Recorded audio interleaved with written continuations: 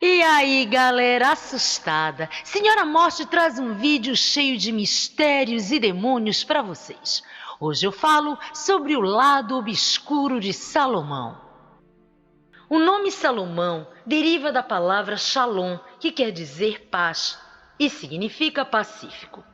Filho do rei Davi com Batseba, Salomão se notabilizou pela sua grande sabedoria, prosperidade e riquezas abundantes, bem como um longo e próspero reinado, num período em que a paz e a prosperidade reinavam em Israel, que ficou conhecida como a Era de Ouro.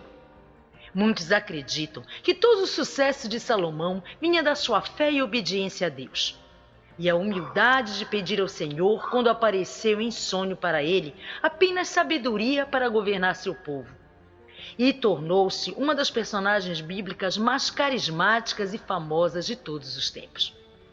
E mesmo que você não seja um profundo conhecedor da Bíblia, com certeza já deve ter ouvido a história das duas mulheres que brigavam pela maternidade da mesma criança.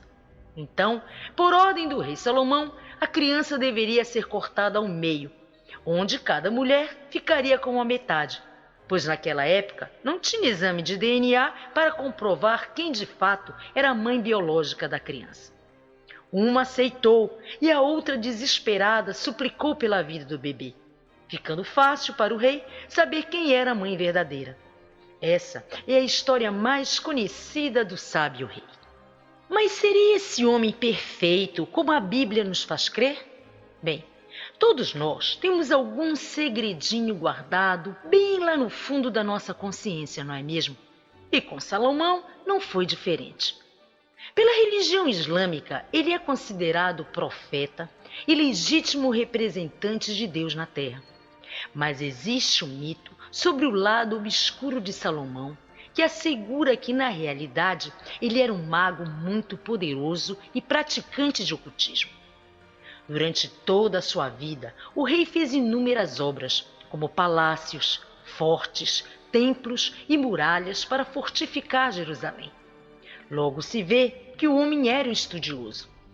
Mas dizem que ele vivia numa eterna busca por mais e mais conhecimento. E é justo nessa busca desenfreada por saber que está o seu obscuro segredo. A desconfiança de que Salomão estava mexendo com coisas proibidas naquele tempo saía da hipótese e se torna plausível quando foram encontrados em alguns textos que fazem parte do Testamento de Salomão e das chaves menores e maiores indícios disso. Muitas partes desses documentos tratam sobre esoterismo e astrologia, a relação com outras religiões e deuses diversos, e principalmente a invocação de anjos, demônios e espíritos. Inclusive, existem relatos de que quando Salomão já estava bem idoso, ele se desviou por completo de Deus. A prova disso é que ele contraiu núpcias com várias mulheres estrangeiras e mandou construir altares de adoração para deuses pagãos. Só não sabemos se isso foi apenas estratégia política com o intuito de agradá-las ou se de fato o rei havia posto em dúvida a sua fé em um Deus único, uma vez que passou a criar suas próprias teorias a respeito da espiritualidade. Além da conta que, em relação às chaves de Salomão, tudo começou quando o rei ouviu a história de um servo que havia sido atacado por um demônio de nome Urias, dito como o grande marquês do inferno e líder de 30 legiões de demônios. Com a aparência de um leão com cauda de serpente, Urias tem como principal objetivo maligno sugar a vitalidade e a juventude dos humanos em troca de lhes conceder poderes e honrarias. Logo, Salomão começou a praticar diversos rituais de invocação e proteção que ficaram conhecidos como a arte de Almadel. E para muitos, foi através da prática desses rituais que Salomão conseguia invocar a presença do anjo Gabriel para receber o dom da sabedoria divina. Esses rituais encontram-se na quarta chave menor de Salomão, que contam em detalhes como fazer o almadel, que é um tablete de cera com símbolos de proteção nele traçados, onde são colocadas 4 velas. Este capítulo tem as instruções sobre as cores, materiais e rituais necessários para a construção do almadel e as velas. Mas o que é a chave menor de Salomão? É um livro dividido em 5 partes, com textos muito antigos sobre magia, conjurações e práticas esotéricas. A primeira parte lista o nome de alguns demônios e a segunda diz respeito aos espíritos aéreos que descobrem segredos.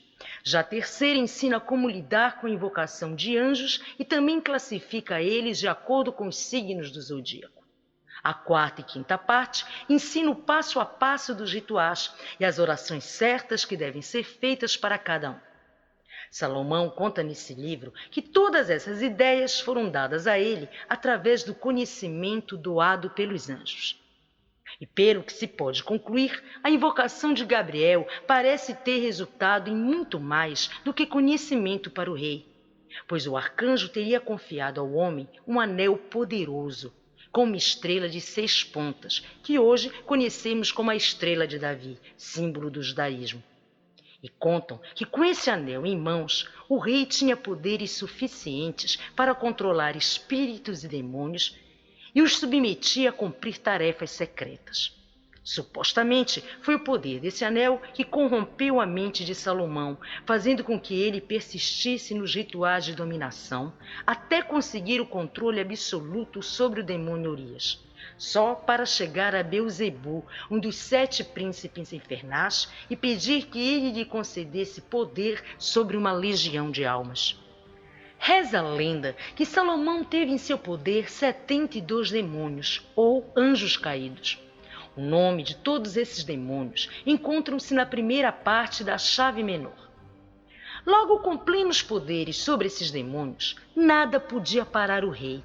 Cheio de energia, ele começou a construção do Templo de Salomão e teve a ajuda de Asmodeus na construção desse templo, pois a tecnologia da época não remontava a habilidade para um advento tão glorioso a nível de sofisticação e engenharia. E que a técnica que Asmodeus ensinara ao rei Salomão era de colocar espigas de milho entre as pedras que eram empilhadas com betume e argamassa, que ao estourarem devido ao forte calor, dava uma forma perfeita e extremamente engenhosa às paredes e às colunas centrais do templo. Bem, uma coisa é certa, o rei Salomão tinha um enorme poder e muita influência, e conseguiu abater inimigos e conquistar vitórias magistrais ao longo de seu reinado. Em uma coletânea dos livros sagrados dos judeus e o livro de Tobias sobre a origem judaica, contam histórias de que ele havia sido confrontado por Asmodeus, o rei dos demônios, e que após usá-lo para os seus próprios caprichos, teria de alguma forma entorpecido o demônio quando este estivera materializado de frente a Salomão, e somente dessa forma o havia prendido em uma urna. Mas após algum tempo, Asmodeus consegue se libertar e engana o rei, roubando o anel do poder e o jogando no oceano para ser comido pelos peixes. Esses servos demoníacos, que supostamente levaram Salomão à glória e ao poder, se rebelaram contra ele. O rei dos demônios assume a forma de Salomão e reina em seu lugar por cerca de 40 anos, impondo-lhe como castigo o banimento de seu próprio reino. Perturbado mentalmente, o filho do rei Davi passa a viver como um mendigo a mais de 600 quilômetros de Jerusalém por 4 décadas. Em muitas histórias antigas, rabinos contavam que Salomão estava perambulando em um mercado quando encontrou o peixe que tinha comido seu anel do poder. Decidido a livrar seu antigo reino do poder de Asmodeus, ele voltou para Jerusalém, invocou o arcanjo Rafael, que destronou o rei dos demônios, abrindo caminho para o sucessor de Salomão. Aqueles que seguem os princípios místicos das chaves de Salomão dizem que os rituais não são ruins e, na verdade, não invocam demônios perigosos de outras dimensões, como se pensa, mas liberam, sim, aqueles espíritos e demônios que vivem na mente humana e que se encontram presos no grande vaso de bronze da nossa própria consciência. Por isso, alguns rituais mostram a encenação da morte desses seres inumanos, onde se usa uma espada, considerada mágica. Ou seja, quanto mais força interior a pessoa tiver para controlar ou destruir esses demônios, mais poderosa ela se tornará. Talvez cada um desses espíritos interiores sejam responsáveis pelos traços negativos da nossa personalidade que tentamos esconder e manter em segredo. Na verdade, dizem que o objetivo principal é fazer a pessoa invocar, enfrentar e controlar sua própria natureza. Por isso, os rituais das chaves menores de Salomão são interpretados por alguns como sendo magia negra, já por outros um ritual de purificação espiritual.